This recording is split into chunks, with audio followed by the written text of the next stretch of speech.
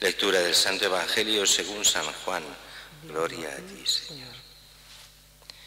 En aquel tiempo dijo Jesús a sus discípulos: Este es mi mandamiento, que os améis unos a otros como yo os he amado. Nadie tiene amor más grande que el que da la vida por sus amigos. Vosotros sois mis amigos si hacéis lo que yo os mando. Ya nos llamamos siervos, porque el siervo no sabe lo que hace su Señor. A vosotros os llamo amigos, porque todo lo que he oído a mi Padre os lo he dado a conocer. No sois vosotros los que me habéis elegido. Soy yo quien os he elegido y os he destinado para que vayáis y deis fruto, y vuestro fruto permanezca. De modo que lo que pidáis al Padre en mi nombre os lo dé. Esto os mando, que os améis unos a otros. Palabra del Señor. Gloria a ti, Señor Jesús. Hoy comentaremos solo la primera lectura, ya que el Evangelio, si os habéis fijado bien, es el mismo Evangelio, prácticamente el mismo Evangelio de ayer, de la fiesta de San Matías. Es el propio de esa fiesta, mientras que hoy es el propio del día, el que toca por el tiempo litúrgico, pero han coincidido en ser prácticamente el mismo. Así que comentaremos sobre todo la primera lectura. Y es el punto final de lo que se llama el Concilio de Jerusalén. Ayer nos saltamos cómo fue este concilio. Era el gran problema de los fariseos, que allí en Antioquía se ponen contra Pablo y Bernabé, porque consideran que está muy bien que los paganos se conviertan, que los que no son judíos lleguen a la conversión y a hacerse cristianos, pero lo importante es ser judío. Y siendo judío, entonces ser cristiano, pero ser judío a la vez y seguir todas las tradiciones judías. Y tienen sus razones. Jesús era judío, la Virgen era judía, todos los apóstoles somos judíos, el Mesías vendrá de los judíos. Toda la tradición es judía. Entonces, ¿por qué renegar del judaísmo que les ha llevado hasta la fe en Cristo?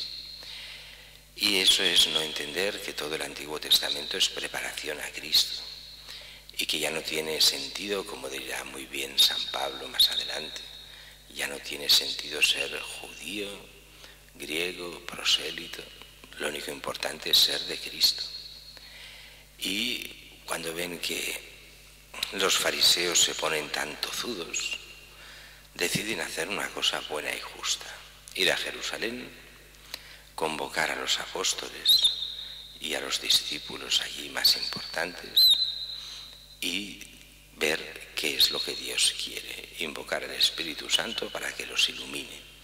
Es en el fondo lo que son los concilios, son esto: reunirse los obispos en nombre de los obispos como sucesores de los apóstoles y pedir ayuda al Espíritu Santo para discernir qué es lo que Dios quiere.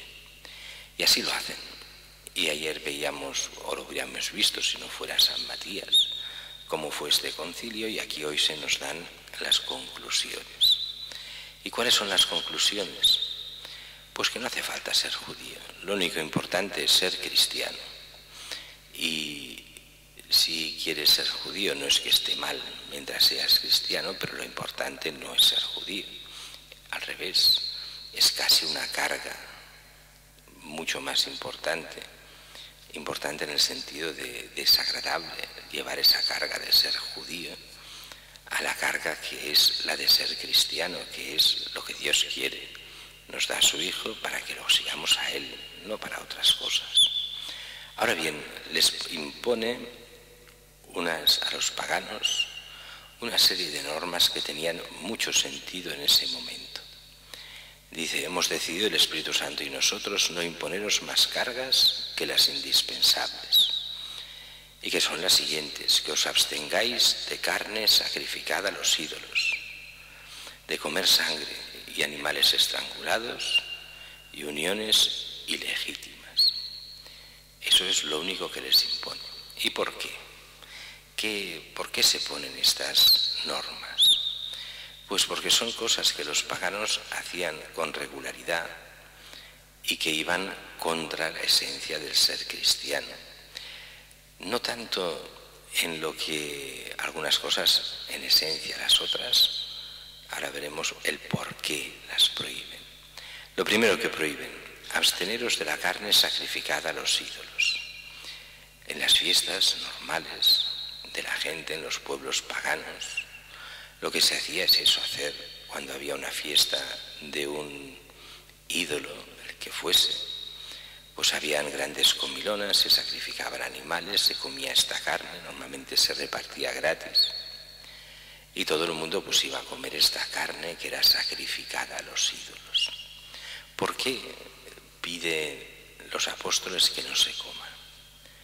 Alguno podría pensar, bueno, claro, si es carne sacrificada a los ídolos, es carne impura. Nada de eso, la carne es carne, ya está. Y los ídolos no existen.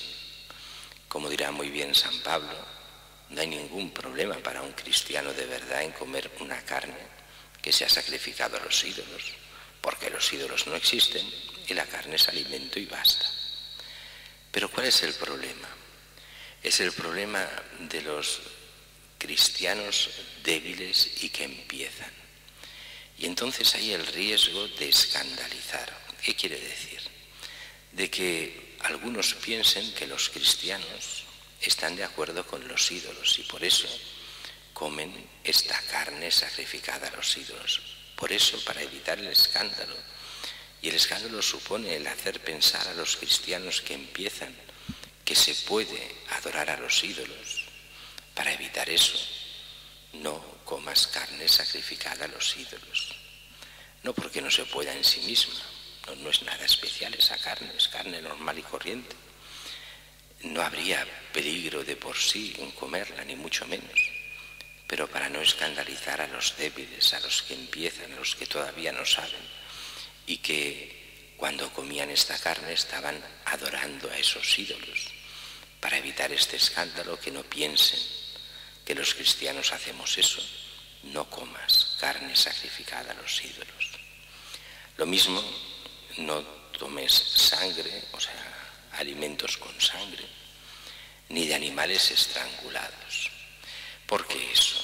Pues porque había toda una tradición pagana que era considerar, como herencia todavía de los antropófagos, que tomar sangre humana era tomar parte de la vida del hombre y de la fuerza vital, como si tomases parte del alma. No que los cristianos lo pensaran, ni muchísimo menos, sino el mundo pagano lo pensaba.